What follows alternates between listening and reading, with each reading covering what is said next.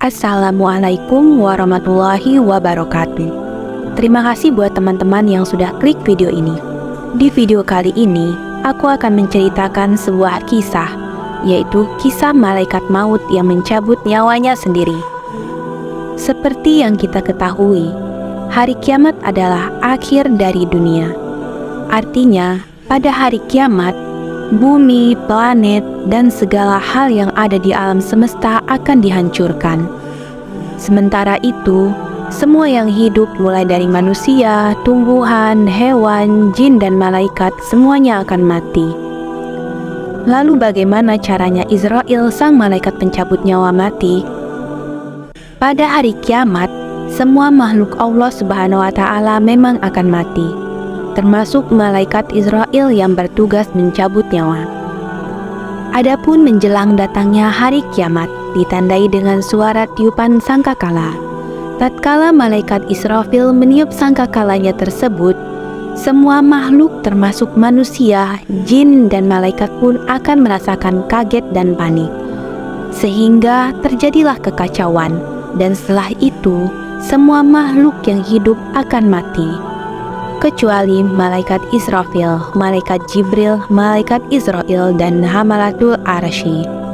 Karena masih ada makhluk Allah Subhanahu wa Ta'ala yang masih hidup, malaikat Israel diperintah oleh Allah untuk mencabut nyawa dari malaikat-malaikat yang tersisa.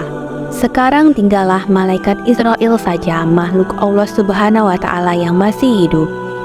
Kemudian Allah Subhanahu wa Ta'ala berfirman, "Hai malaikat maut, tidakkah kau mendengar firman-Ku? Kullu nafsin za'iqatul maut. Tidakkah engkau tahu setiap yang bernyawa itu akan merasakan mati?" Allah Subhanahu wa Ta'ala berfirman lagi, "Aku jadikan engkau untuk tugas itu dan engkau juga harus mati." Dalam riwayat lain diceritakan bahwa ketika Allah Subhanahu wa Ta'ala memerintahkan malaikat Israel untuk mencabut nyawanya sendiri, maka pergilah malaikat Israel ke sebuah tempat antara surga dan neraka. Di tempat itulah malaikat Israel mencabut rohnya sendiri. Saat ia mencabut rohnya sendiri, maka menjeritlah malaikat Israel dengan sangat keras.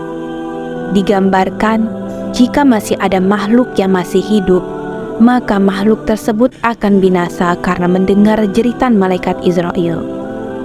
Malaikat Israel berkata, "Kalaulah aku tahu bagaimana sakitnya saat roh dicabut, maka aku sudah barang tentu akan mencabut roh orang-orang mukmin dengan cara yang paling lembut sekali." Setelah malaikat Israel tercabut nyawanya dan mati, maka tinggallah Allah Subhanahu wa Ta'ala saja yang maha berdiri, maha esa, maha berkuasa. Demikianlah kisah kematian malaikat maut yang mencabut nyawanya sendiri. Hal ini menunjukkan semua yang hidup akan mati.